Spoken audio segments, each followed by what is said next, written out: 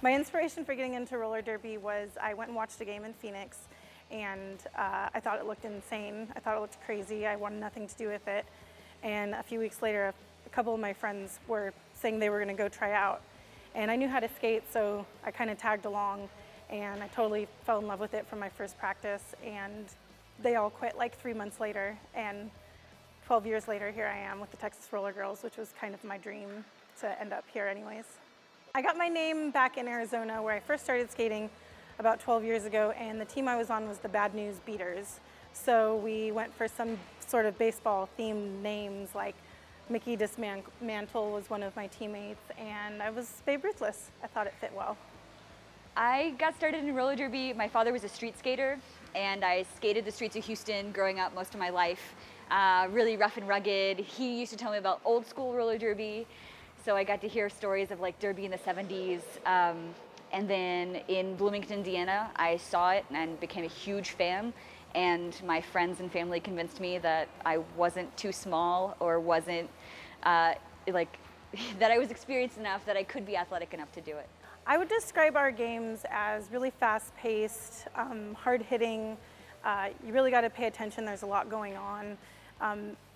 You might need a little help with the rules at first because it's a very unique and progressive sport. So the basic terminology of roller derby includes the jammer.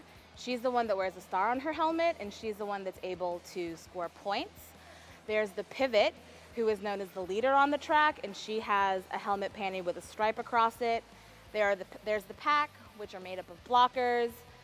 There are hip checks, where you get hit with somebody else's hips. There are blocks that when another skater stands in front of you and you're unable to move forward. There are shoulder checks as well. The Texas Rollergirls games here in Austin at the Convention Center are absolutely family friendly.